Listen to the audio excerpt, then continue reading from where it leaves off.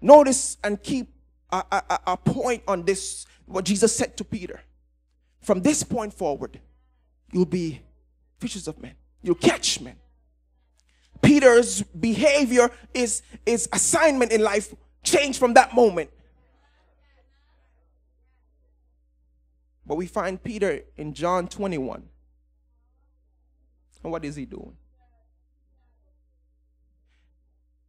We're gonna see how Peter's life transitioned over time. And what can happen and what often happens in our lives over time. You see, again, we want to think that as we grow older, we grow more mature, knowledgeable, but it's not always the case. Sometimes we grow to know how to versus grow to be. Peter's eyes, heart were open. Are yours? Are your eyes? Is your heart open? What does God say He wants? A broken and a contrite spirit I will not despise. He loves a heart that's just, I can't cover it up, God. I'm desperate.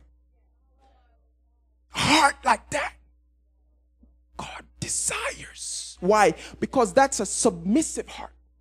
That's a heart that can be formed. That's a heart that can be shaped.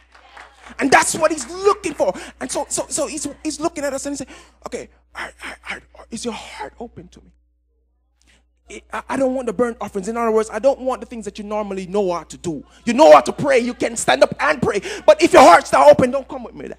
I don't want to hear it. He says the sacrifices of God are what? That's what He's longing for. If the heart is right, then come on, pray. Come on, lift your hands. Come on, worship. Because then it will flow and surely God can move.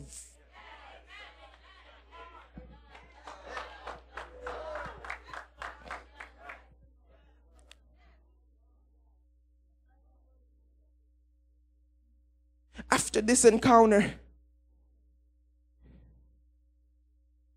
it's amazing to see how Peter was growing.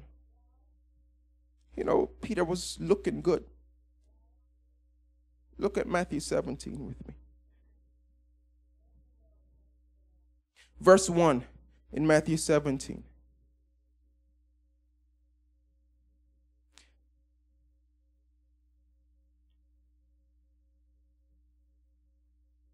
And after 6 days, Jesus taketh Peter, James, and John, his brother, and bringeth them up into a high mountain apart, and was transfigured before them.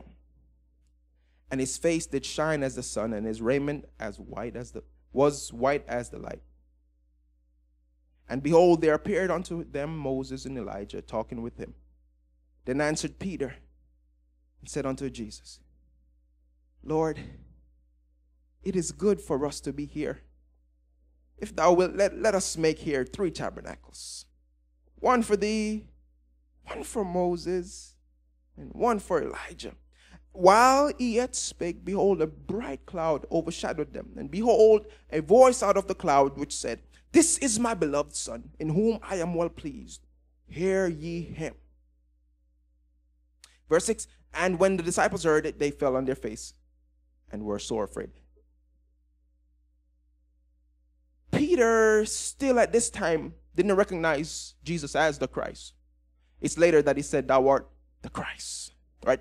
So at this point, Peter seeing Jesus as this prominent figure, equivalent to the 2 most prominent figures in history in Israel, Moses and Elijah.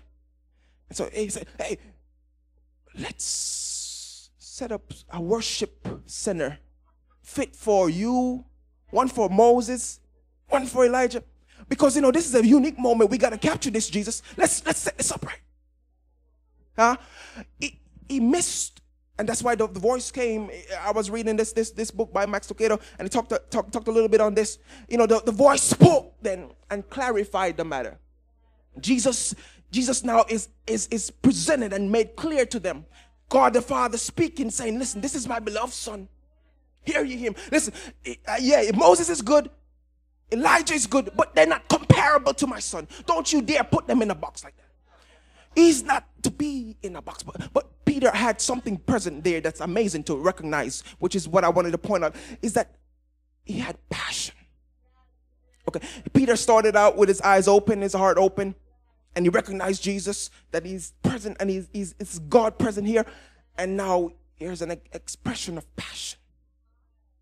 Peter is passionate about the things of God. You know, I'm going to make a true confession here. That, listen, a few weeks ago, I recognized something. And I had to ask God to help me and forgive me. Here's what I realized. I lost passion. I was doing what I believe God want me to do. Moved to Richmond, laboring in the ministry, trying to reach someone. It's still a young church. Some visiting, some come, some other times they don't come. And I had been going through the motion, but I'd lost passion.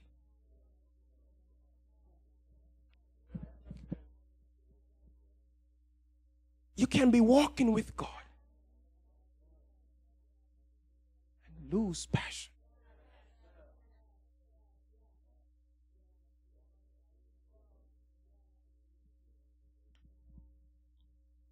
Peter had passion in his expression. He wasn't trying to do something wrong. He didn't recognize he was out of order.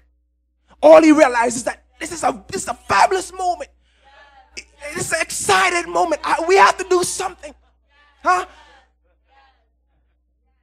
One of the unfortunate things that happen sometimes is that, you know, and please, I've grown up in the church. I grew up in the church from Jamaica, and I've seen this thing. And it's as if as a person matures and gets older in the Lord, they get quiet. Like this is the mature spiritual life. I don't get too excited about none. You know, I'm good. I'm relaxed because, you know, I've known all these years. You're just learning right now. That's why you're so up and down. That's why you're so excited. But you see, I've been around so long. I'm relaxed. I'm good. Huh? Lose passion and still going on. Huh? You're not driven in, and your passion for the things of God is missed. Hey, so God said, Jesus says to the church in Revelation, if you don't return, I'm not just gonna just leave you sit there. I'm gonna remove your existence. You won't even count. He was so serious about this. He said, I won't even count you with the number. You must understand, this church that was spoken of was, and I was reading this recently, this was a church that was actually like the center of Christianity in that time. Because now, you know, Jerusalem was destroyed, right? Understand that? In 70 AD, Jerusalem destroyed. And now this place was where the gospel was going out from. And Jesus said, listen, if you won't return to your first love, I will remove you. I won't even let you be counted with the number. That's how serious God is about passion. He said, you gotta be passionate about me.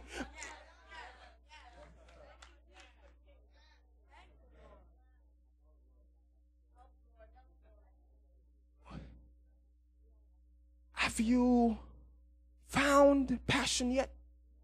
And if so, do you still have it? Where are you? Where are you now? You came. But where are you now? Eyes open, heart open. Then there comes a passion. Is that still present?